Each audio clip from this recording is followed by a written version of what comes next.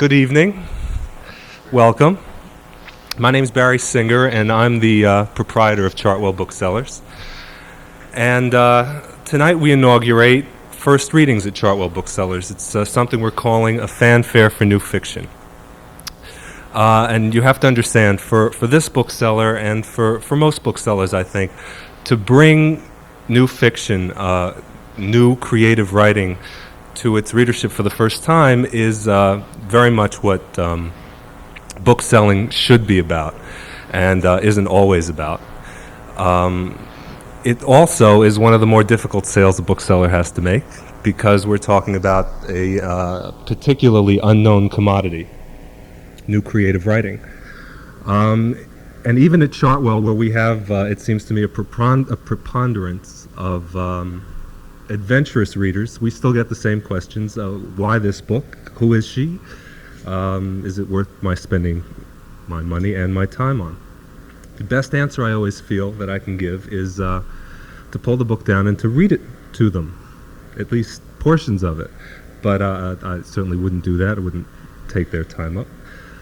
Tonight, we get a chance to present to you new novels, new short story collections. We'll begin this series that hopefully will bring these books to you as read ideally by readers I think we all will enjoy very much. Beginning with Elizabeth McGovern tonight. There's very little I think I have to tell you about Elizabeth McGovern. She's one of the our leading actresses, young actresses, in the theater and in the movies today. I'm sure you've seen her movies. I hope you've had the opportunity to see her on stage at some point. She returns to the New York theater frequently. The only two things I can think to tell you that you may not know about her are, one, this just occurred to me, she has never appeared on television in a miniseries or any other kind of series, and I think that that is a tremendous achievement.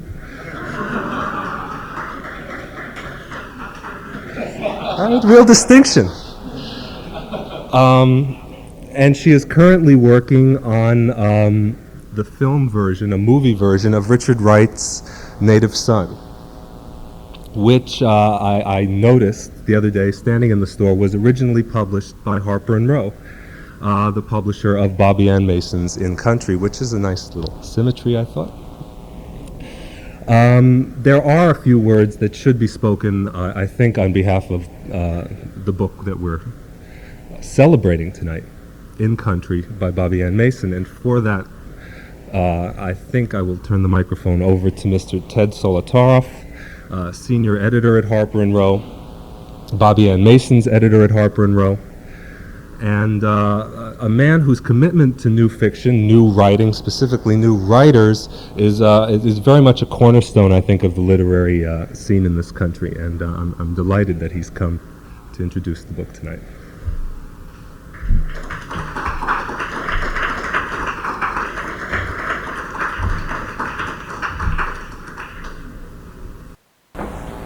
Bobbie Ann Mason is hardly your unknown young writer. Her first book of stories, Shiloh and Other Stories, was a finalist for the American Book Award, was a finalist for the PEN/Faulkner Award, was a finalist for still another award, and won the PEN/Hemingway Award for the best first fiction of the year, and who is now, I suppose, along with Ray Carver, regarded as the two shining lights of the renaissance of the short story.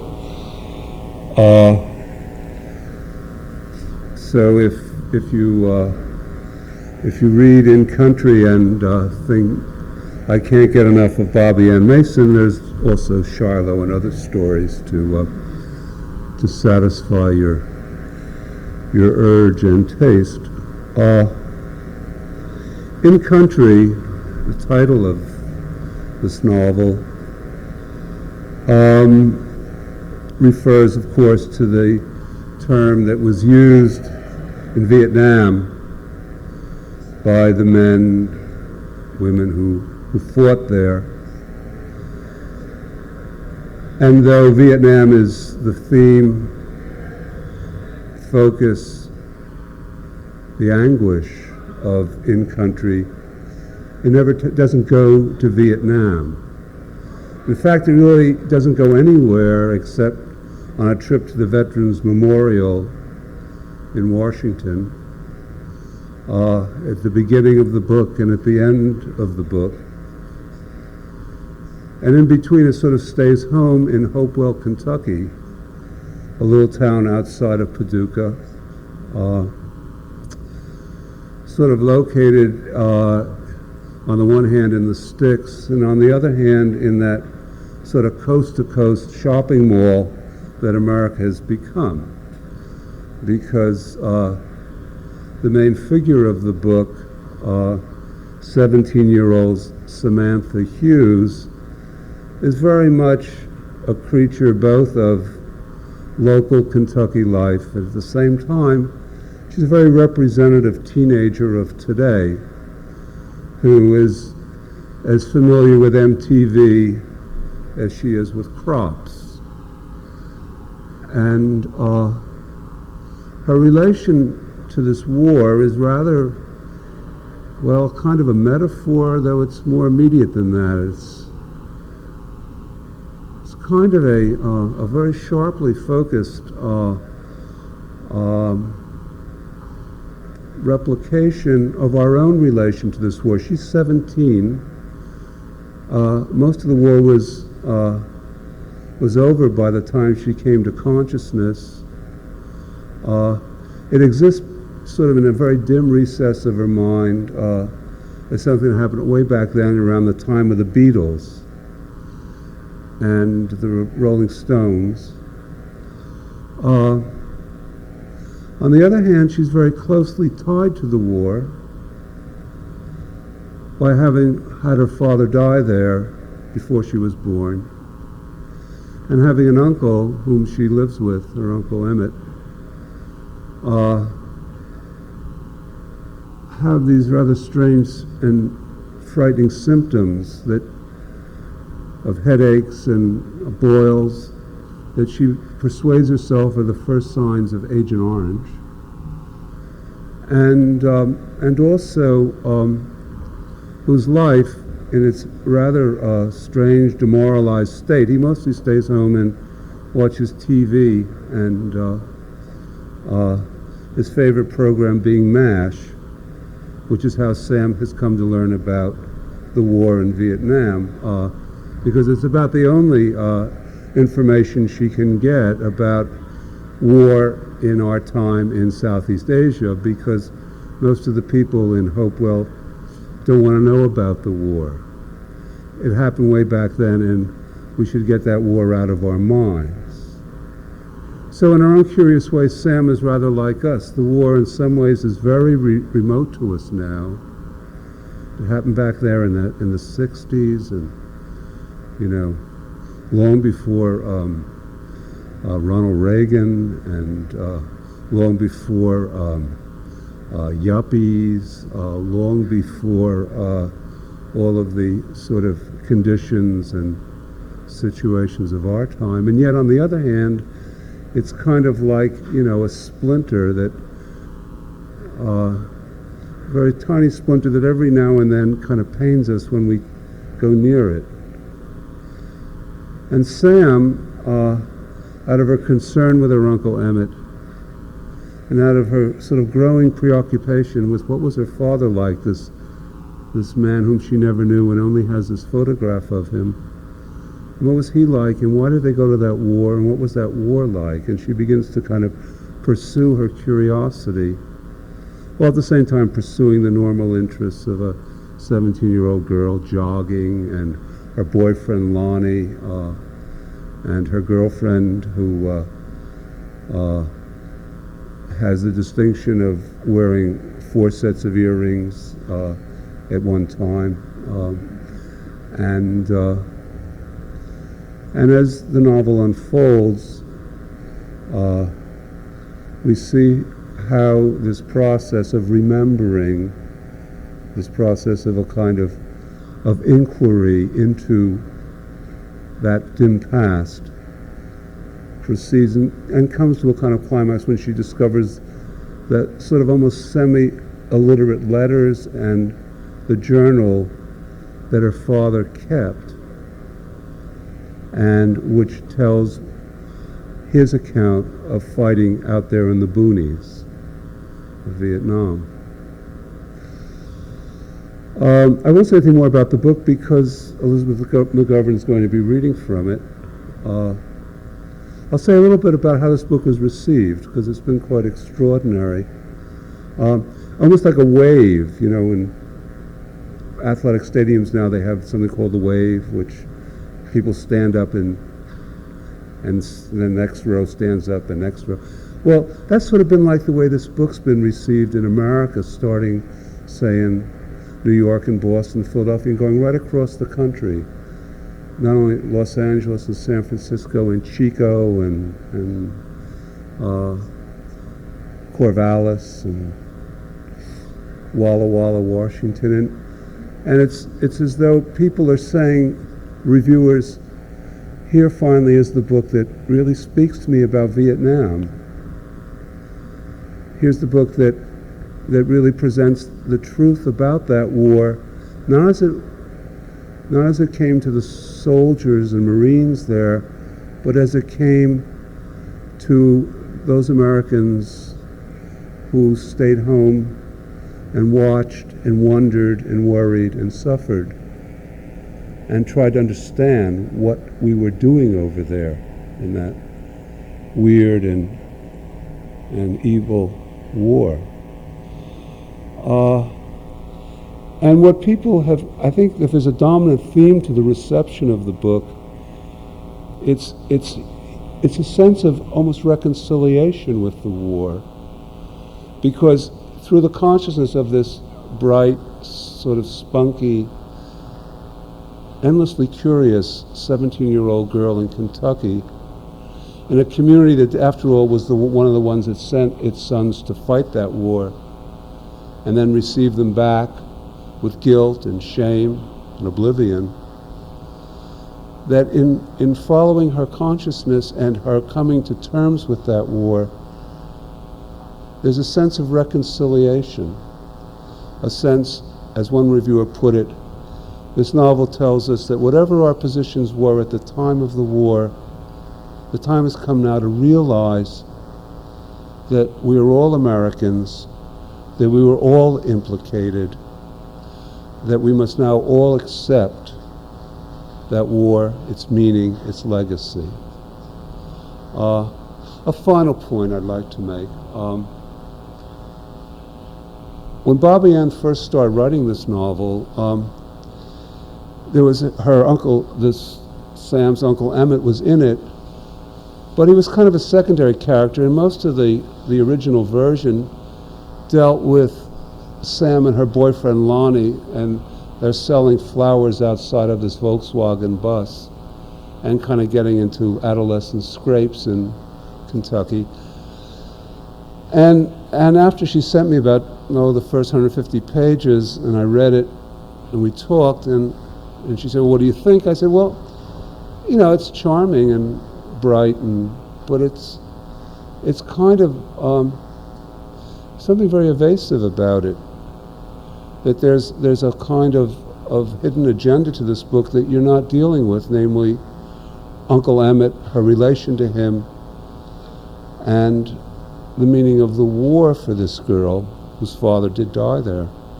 She said, well, I can't write about that because, I don't know anything about Vietnam. I just didn't want to read all those other war novels about Vietnam and then write my own war novel. So I said, well, why don't you sort of, put it in the drawer and sprinkle water on it every now and then, and maybe it'll sprout. And not much happened for about 6 months. And then when she was went to Washington for the Penn Faulkner Awards, she came back. I happened to be there at the time, and she was just kind of aglow. That's not quite the word. She was intense. And she said, I was at the Vietnam Memorial, and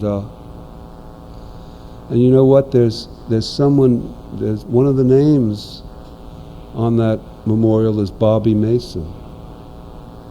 And I saw that, and I can't get it out of my mind. And you know what else? She said a lot of people were there at that memorial, the mothers and the wives and the children, parents. She said, I may not know much about that war, but I know those people.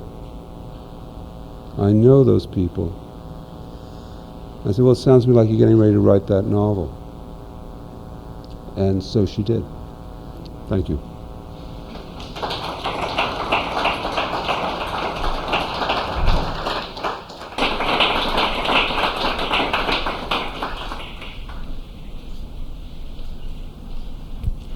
It was the summer of the Michael Jackson Victory Tour and the Bruce Springsteen Born in the USA tour, neither of which Sam got to go to. At her graduation, the commencement speaker, a Methodist minister, had preached about keeping the country strong, stressing sacrifice. He made Sam nervous. She started thinking about war, and it stayed on her mind all summer. Emmett came back from Vietnam, but Sam's father did not. After his discharge, Emmett stayed with his parents 2 weeks, then left. He couldn't adjust. Several months later, he returned, and Sam's mother let him live with them in the house she had bought with her husband's life insurance policy. Emmett stayed, helping out around the house. People said Irene babied him. She treated him like someone disabled, and she never expected him to get a job. She always said the war messed him up. She had worked as a receptionist for a dentist, and she received compensation payments from the government. In retrospect, Sam realized how strange those early years were. When Emmett moved in, he brought some friends with him, hippies. Hopewell didn't have any hippies or war protesters.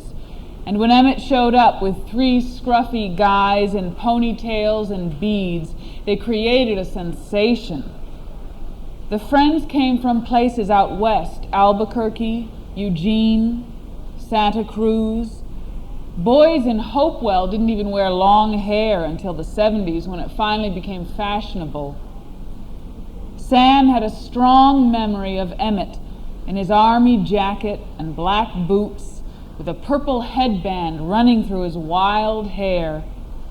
She remembered his friends piling out of a psychedelic van, but she remembered little else about them.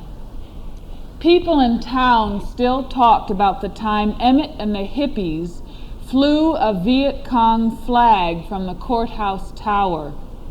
One bleak day in early winter, they entered the courthouse through separate doors and converged at the base of the clock tower. The county circuit court clerk saw them head up the stairs and said later she knew something was about to happen. They fastened the flag to the side of the tower with masking tape covering part of the clock face. Merchants around the square got nervous and had them arrested for disturbing the peace. The funny part, Emmett always said, was that nobody had even recognized that it was a Viet Cong flag. He had had it made in Pleiku the way one might order a wedding suit, by a tailor. Soon after the flag incident, when burglars broke into a building supply company on Main Street using a concrete block to smash a window, people were suspicious of Emmett's crowd, but no one ever proved anything. The friends went away eventually, and Emmett calmed down. For a couple of years he attended Murray State, then he dropped out. He did odd jobs, mowing yards, repairing small appliances, and got by. Now and then a rumor would surface. At one time the neighbors had the idea that Patty Hearst was hiding out with Emmett and Irene. For a week Sam had been too embarrassed to go to school, but later she was proud of Emmett. He was like a brother. She and Emmett were pals. And he didn't try to boss her around. They liked the same music. mostly golden oldies. Emmett's favorite current groups were the Cars and the Talking Heads. Irene's new husband got a job in Lexington, but Sam refused to move there with them. Somebody had to watch out for Emmett, Sam insisted, and she didn't want to change schools her senior year. The house was paid for, and Sam still got government benefits. After her mother went away last year, Sam and Emmett got into the habit of watching MASH every evening. Usually they grilled something. Then they watched the news, 2 reruns of MASH, and a movie on home box office. Sam's boyfriend, Lonnie Malone, used to join them before he started working late at Kroger's. Sam's favorite MASH was the one in which Hot Lips Houlihan kicked a door down when she learned that her husband, Donald Penobscot, had requested a transfer to San Francisco without telling her. Emmett preferred the early episodes with Colonel Henry Blake and Frank Burns. Burns reminded him, he said, of his CO in Vietnam, a real idiot. That was all Emmett would say about Vietnam these days. Emmett had a hearty, good-natured laugh like Hawkeye's. Hawkeye's laughter was so infectious that sometimes when Hawkeye and Trapper John let loose, Sam and Emmett couldn't stop laughing, just laughing for pure joy. Years ago, when Colonel Blake was killed, Sam was so shocked that she went around stunned for days. She was only a child then, and his death on the program was more real to her than the death of her own father. Even on the repeats, it was unsettling. Each time she saw that episode, it grew clearer that her father had been killed in a war. She had always taken his death for granted, but the reality of it took hold gradually. Now, when the episode was repeated, and she saw radar report to the surgeons in the OR that Colonel Blake's plane had gone down over the Sea of Japan, she felt it was poignant because radar looked up to the colonel like a father. The colonel's last words to radar had been, "You better behave or I'm going to come back and kick your butt."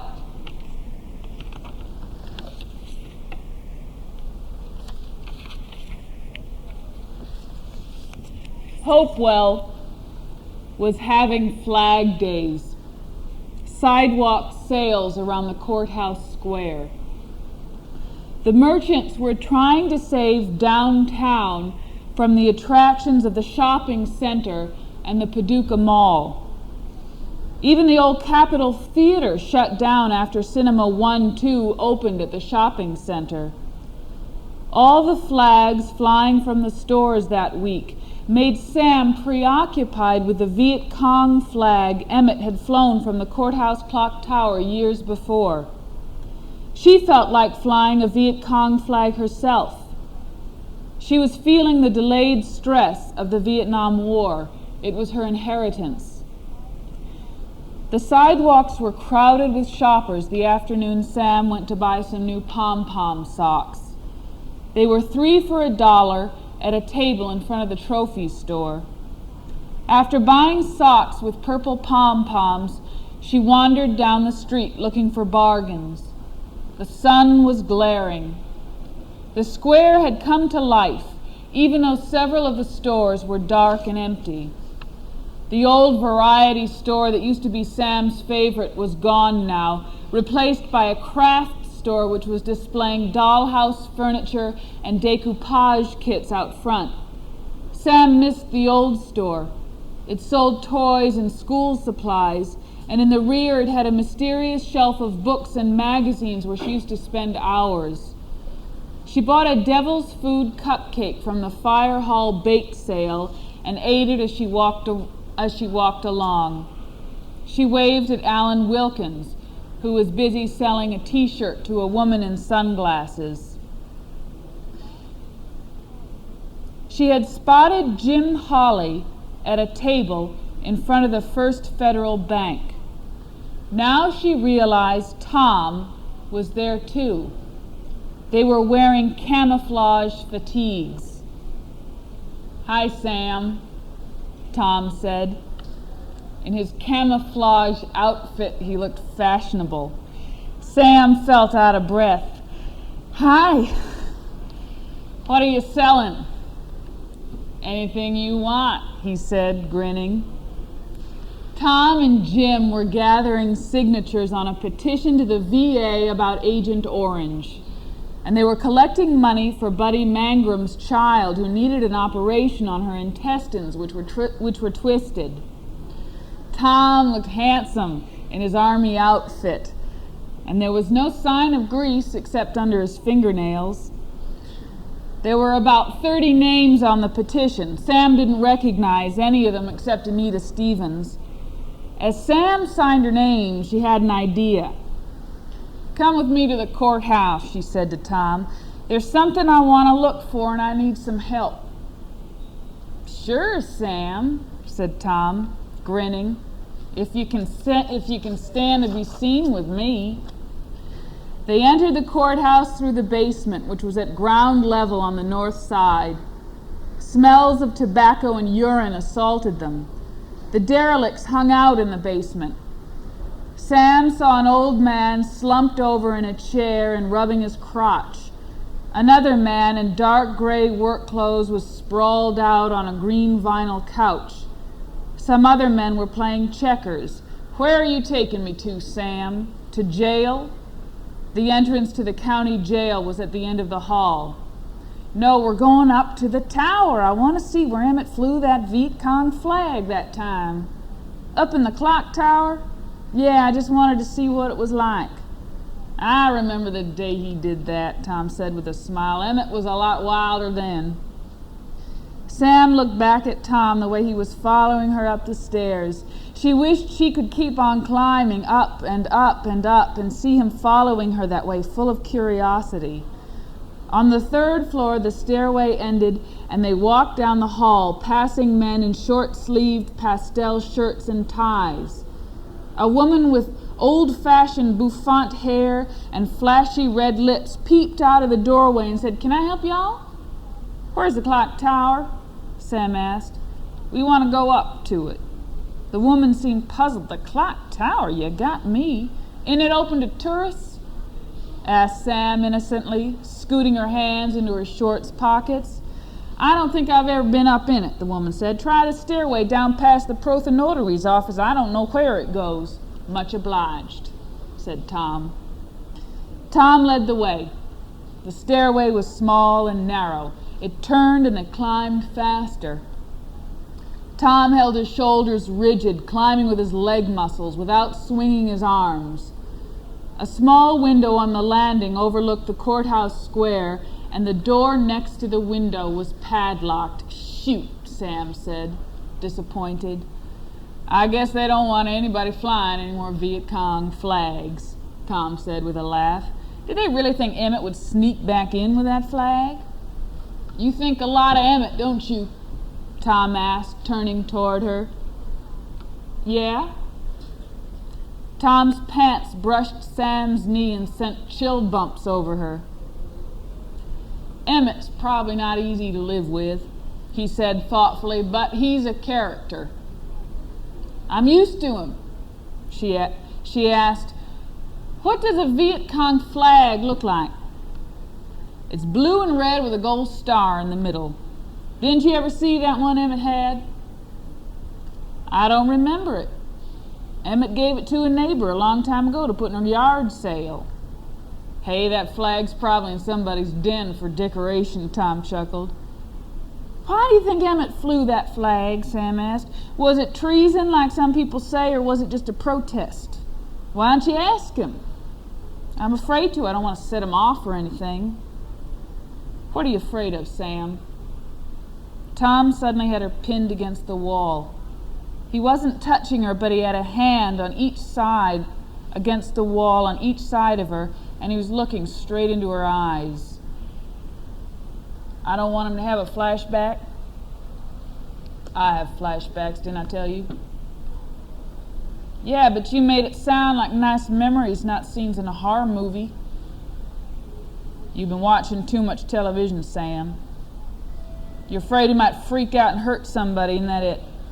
Sam squirmed uncomfortably. "I don't think that. My boyfriend thinks that. He thinks I'm in danger." She laughed nervously, regretting that she had brought up Lonnie. You all getting married? No. I heard you getting married in September. It's not true. He moved away from her and leaned on the opposite wall. Why don't you get married? She asked. Why don't any of the vets I know get along with women? Ask Emmett, he said. He pulled out a cigarette and lit it. That's not true of all of us, he said, and I never said I didn't like women. Well, do you have a girlfriend? No. Why not? Maybe I'm too choosy. Sam watched him smoke on his cigarette. The way he leaned against the wall favored his right shoulder. He even smoked with his left hand. It's so hard to find out anything, she said fretfully. I want to know about that bird Emmett's looking for, and I want to know all this stuff about Agent Orange. It's so frustrating. Now you know how some of these guys feel after they dealt with a VA for years. They're like they're butting their heads up against a brick wall. I want to know what it was like over there. I can't really imagine it. Can you tell me what it was like? Hot, I'll tell you that. Hotter than here. Did you see palm trees?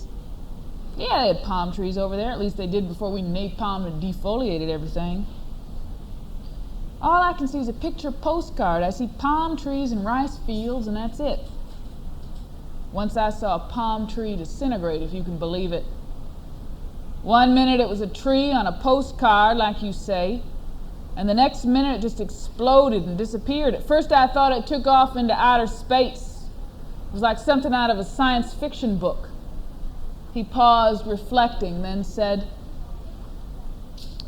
It was the most beautiful place you ever saw in your life. And we went in.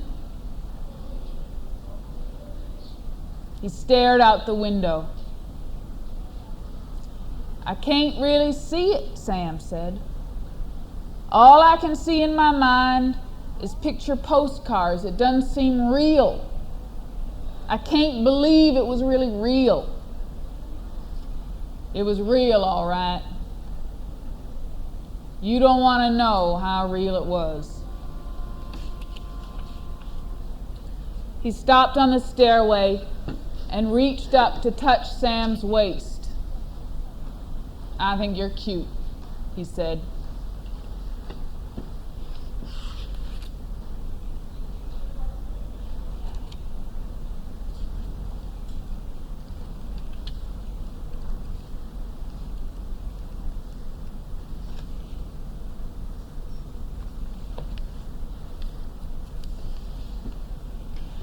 At home, Sam explored her mother's room, looking for her father's letters.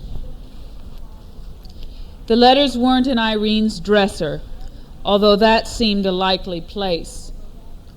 The dresser was filled with tangled hair ribbons and rusted clips and blue brush rollers. The closet was stuffed with old clothes. On a closet shelf, Sam found some small stationery boxes tied with strings of selvage.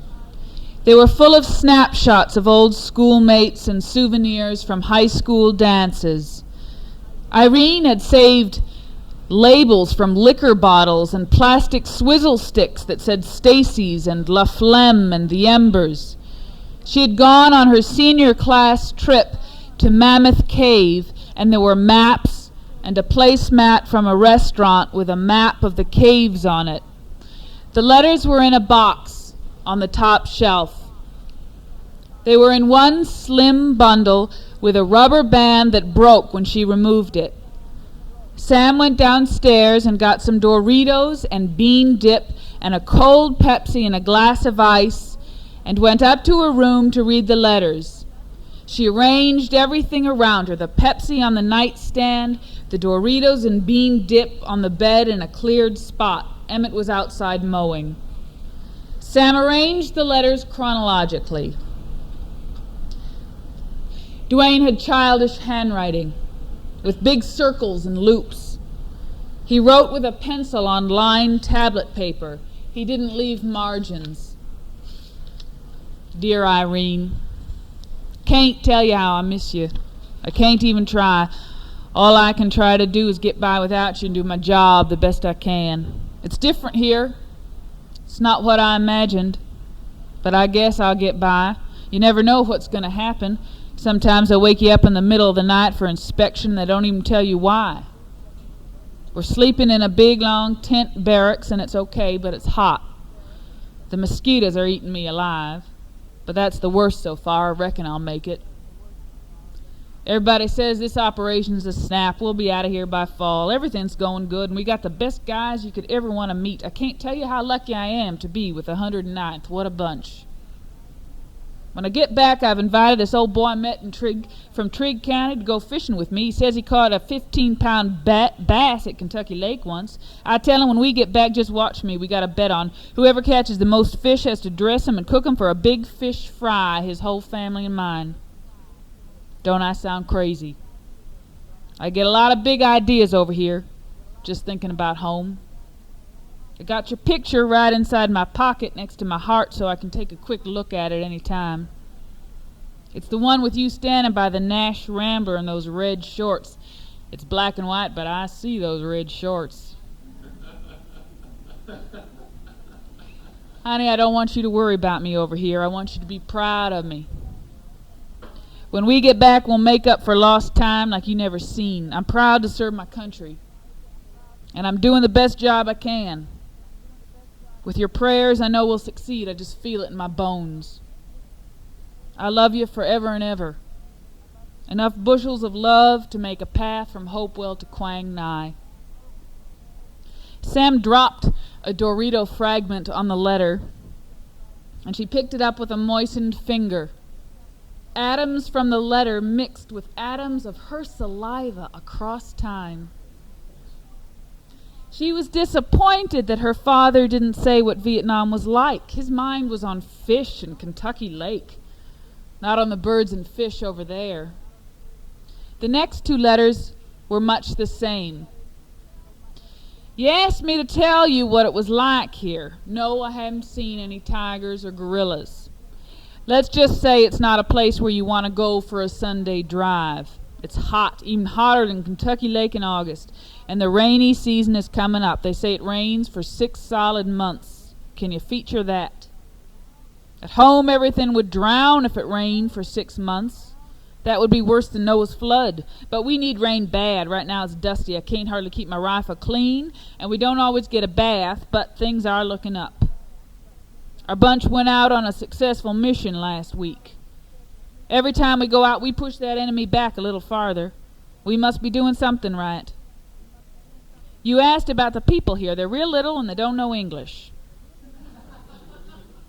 One little girl comes and cleans up for us and washes our clothes and polishes our boots. I never had it so good. Ha. I say little girl, but she's probably 30. You can't tell their ages. Don't be jealous. She's too old for me. The scenery is okay, but that rocky little beach right below the dam, give me that any day.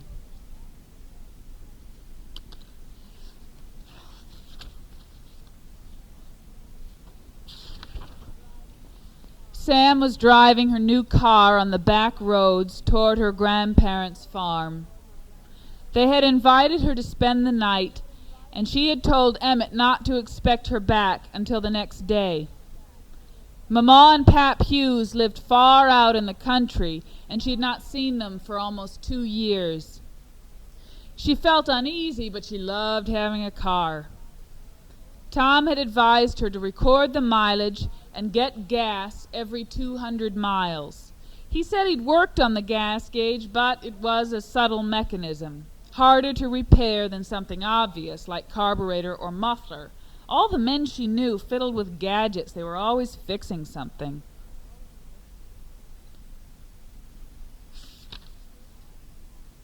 Mama and Pap lived up a narrow lane which turned off a graveled road with a new green sign, Bob James Road.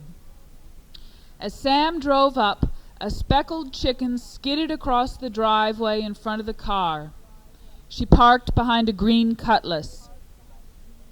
They were expecting her, and Mama had dinner ready. Mama's daughter, Donna, was there with a baby in a blue romper suit. Somehow Sam could never think of Donna as her aunt.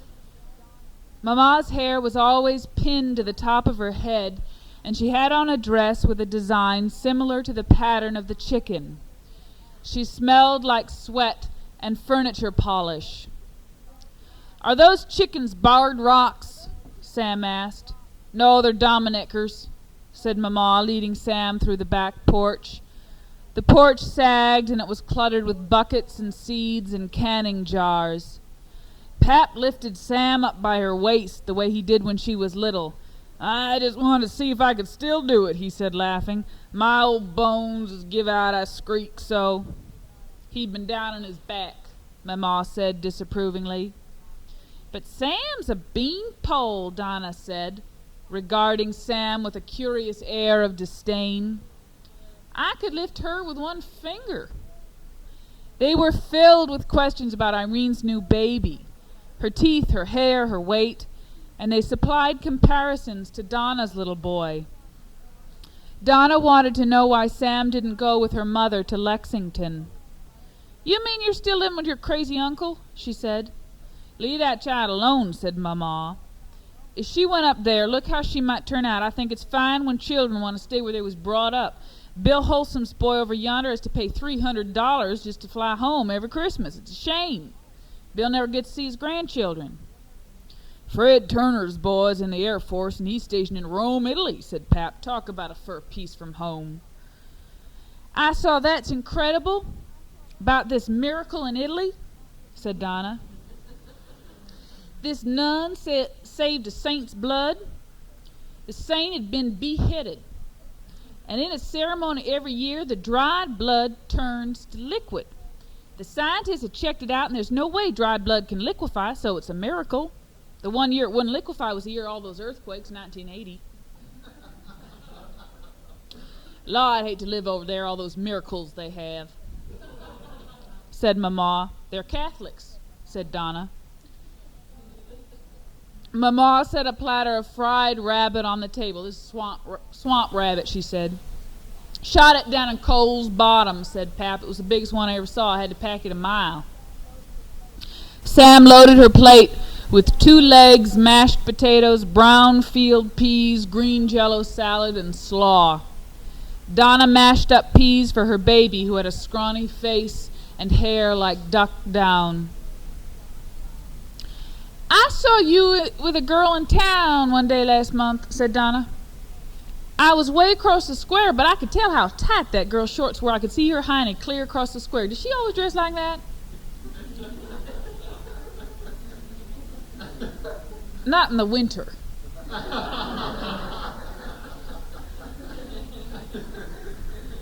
"She happened to be my best friend."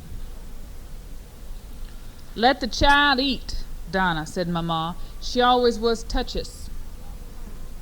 They talked about blue mold on the tobacco crop. Her other grandparents had a nicer house, Sam thought. The Hughes house had old linoleum and no dishwasher.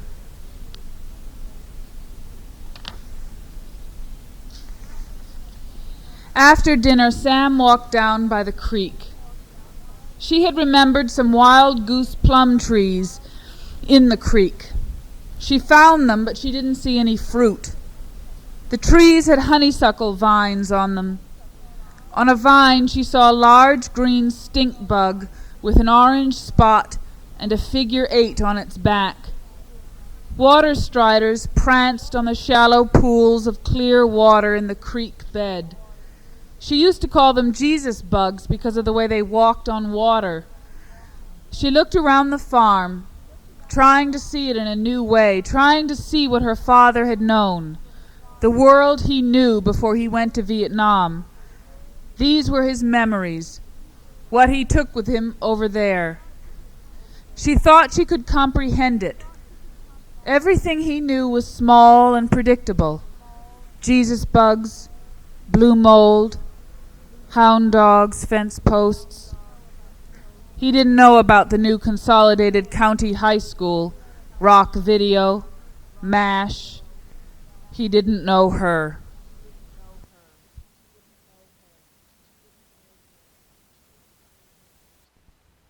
Nah.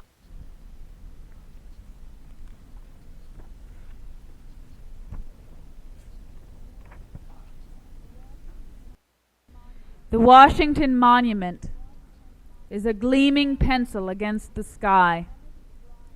Emmett is driving, and the traffic is frightening. A brown sign on Constitution Avenue says Vietnam Veterans Memorial. Emmett can't find a parking space nearby. He parks on a side street, and they walk toward the Washington Monument. Mama puffs along. She has put on a good dress and stockings. Sam feels they are ambling, out for a stroll. It is so slow. She wants to break into a run. The Washington Monument rises up out of the earth, proud and tall. She remembers Tom's bitter comment about it, a big white prick. She once heard someone say, "The USA goes around fucking the world." That guy who put pink plastic around those islands should make a big rubber for the Washington Monument, Sam thinks. She has so many bizarre ideas, there should be a market for her imagination. These ideas are churning in her head. She can hardly enjoy Washington for these thoughts. In Washington, the buildings are so pretty, so white. In a dream, the Vietnam Memorial was a black boomerang whizzing over her head. "I don't see it," Mama says. "It's over yonder," Emmett says, pointing. "They say you come up on it sudden." My legs are starting to hurt. Sam wants to run, but she doesn't know whether she wants to run toward the memorial or away from it. She just wants to run. Emmett is carrying a pot of geraniums. She is amazed by him, his impressive bulk, his secret suffering. She feels his anxiety. His heart must be racing, as if something intolerable is about to happen. Emmett holds Mama's arm protectively and steers her across the street. The pot of geraniums hugs his chest. "There it is," Sam says. It is massive. A black gash in a hillside, like a vein of coal exposed and then polished with polyurethane. A crowd is filing slowly, staring at it solemnly. "Law," says Sam's grandmother quietly. "It's as black as night." "Here's the directory," Emmett says, pausing at the entrance. "I'll look his name up for you, Mrs. Hughes." The directory is on a pedestal with a protective plastic shield. Sam stands in the shade looking forward at the black wing embedded in the soil with grass growing above. It is like a giant grave, 58,000 bodies rotting here behind those names. The people are streaming past down into the pit. "It don't show up good," Mama says anxiously. "It's just a hole in the ground." The memorial cuts a V in the ground like the wings of an abstract bird, huge and headless. Overhead, a jet plane angles upward, taking off. "Well, it's on panel 9E, Emmett reports. "That's on the east wing, we're on the west." At the bottom of the wall is a granite trough, and on the edge of it, the sunlight reflects the names just above in mirror writing. Upside down. Flower arrangements are scattered at the base. A little kid says, "Look, Daddy, the flowers are dying."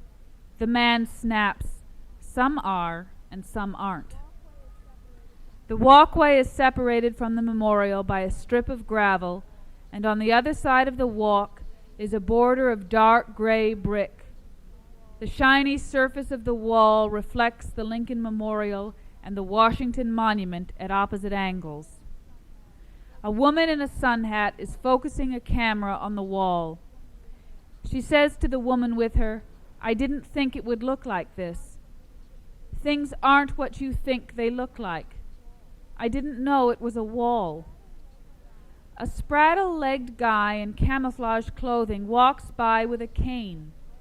Probably he has an artificial leg, Sam thinks, but he walks along proudly as if he has been here many times before and doesn't have any particular business at that moment.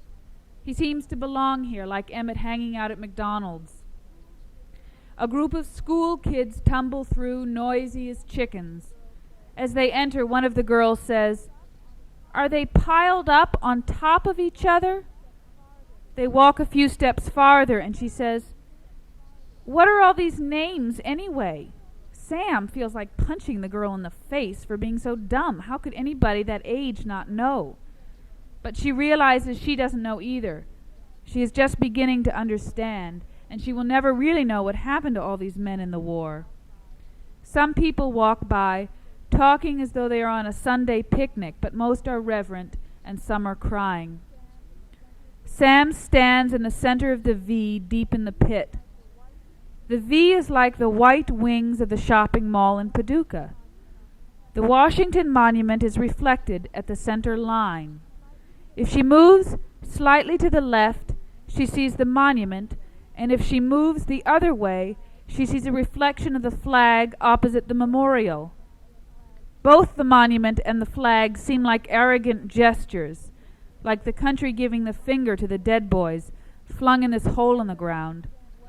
Sam doesn't understand what she is feeling, but it is something so strong. It is like a tornado moving in her, something massive and overpowering. It feels like giving birth to this wall. "I wish Tom could be here," Sam says to Emmett. "He needs to be here." Her voice is thin like smoke, barely audible. "He'll make it here someday. Jim's coming too. They're all coming one of these days." "Are you going to look for anybody's name besides my daddy's?" "Yeah." "Who?" "Those guys I told you about, the ones that died all around me that day." "And that guy I was going to look up. He might be here. I don't know if he made it out or not." Sam gets a flash of Emmett's suffering, his grieving all these years. He has been grieving for 14 years. In this dazzling sunlight, his pimples don't show. A jet plane flies overhead, close to the earth. Its wings are angled back too, like a bird's.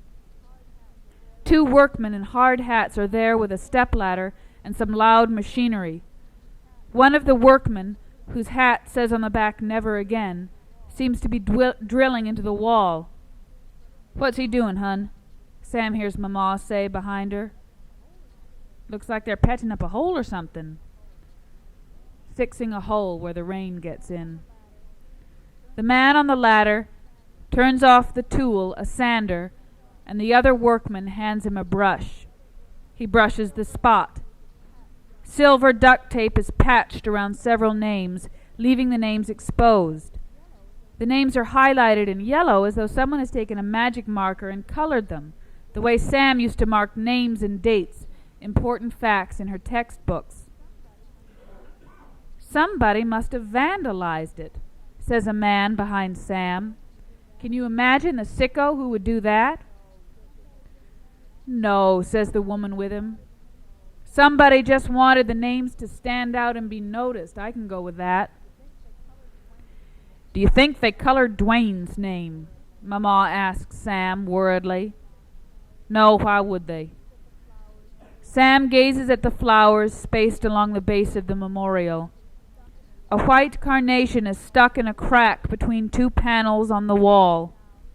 A woman bends down and straightens a ribbon on a wreath. The ribbon has gold letters on it. VFW, Post 7215 of Pennsylvania. They are moving slowly. Panel 9E is some distance ahead.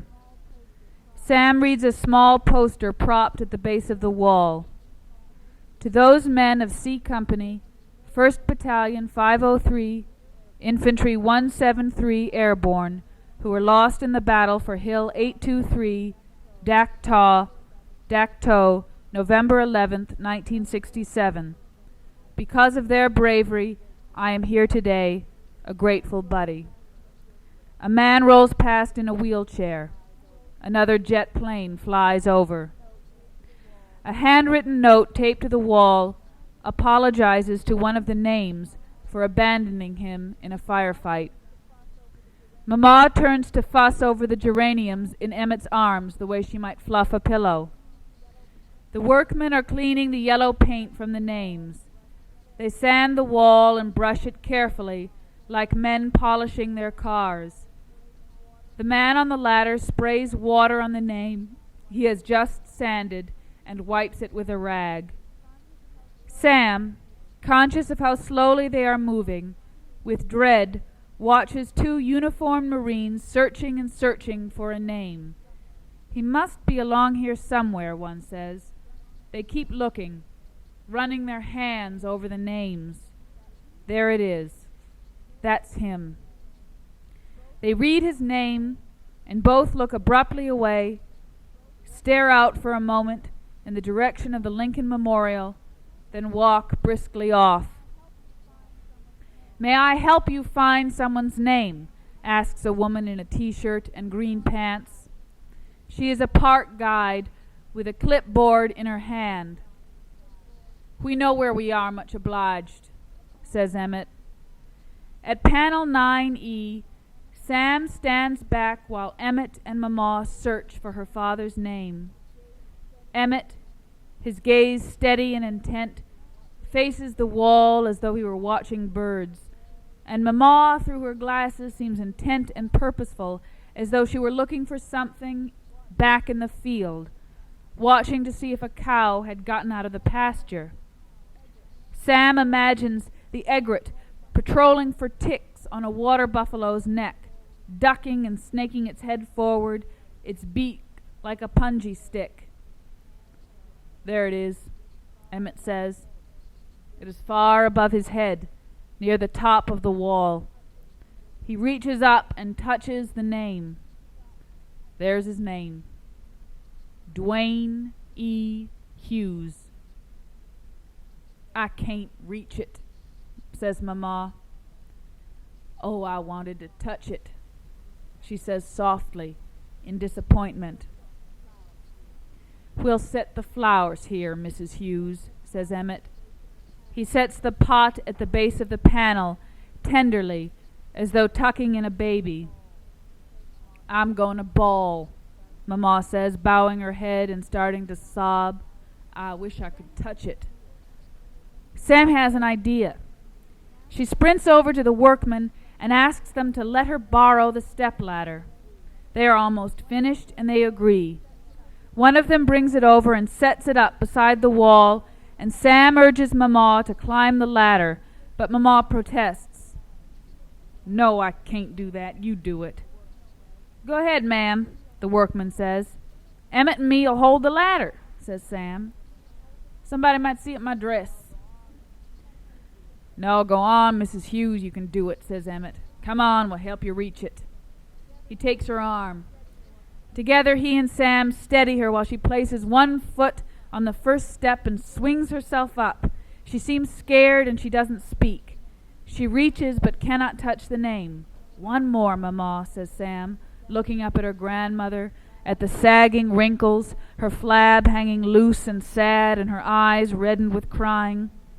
Mama reaches toward the name and slowly struggles up the next step, holding her dress tight against her. She touches the name, running her hand over it, stroking it tentatively, affectionately, like feeling a cat's back. Her chin wobbles, and after a moment, she backs down the ladder silently. When Mama is down, Sam starts up the ladder with the record packages in her hand. "Here, take the camera, Sam. Get his name." Mama has brought Donna's Instamatic. "No, I can't take a picture this close." Sam climbs the ladder until she is eye level with her father's name. She feels funny touching it. A scratching on a rock. Writing. Something for future archaeologists to puzzle over. Clues to a language. "Look this way, Sam," Mama says. "I want to take your picture. I want to get you and the name and the flowers together if I can." "The name won't show up," Sam says. "Smile." "How can I smile?" She is crying. Mama backs up and snaps two pictures. Sam feels her face looking blank. Up on the ladder, she feels so tall, like a spindly weed that is sprouting up out of this diamond-bright seam of hard earth. She sees Emmett at the directory, probably searching for his buddy's name. She touches her father's name again. "All I can see here is my reflection," Mama says when Sam comes down the ladder. I hope his name shows up, and your face was all in the shadows." "Wait here a minute," Sam says, turning her tears from Mama. She hurries to the directory on the east side. Emmett isn't there anymore. She sees him striding along the wall, looking for a certain panel. Nearby, a group of Marines is keeping a vigil for the POWs and MIAs. A double row of flags is planted in the dirt alongside their table. One of the Marines walks by with a poster. "You are an American. Your voice can make a difference." Sam flips through the directory and finds Hughes. She wants to see her father's name there, too. She runs down the row of Hughes' names. There were so many Hughes boys killed, names she doesn't even know. His name is there, and she gazes at it for a moment. Then suddenly her own name leaps out at her. Sam Allen Hughes, March 49th, Houston, Texas. Her heart pounding, she rushes to panel 14E, and after racing her eyes over the string of names for a moment, she locates her own name, Sam A. Hughes. It is the first on a line. It is down low enough to touch.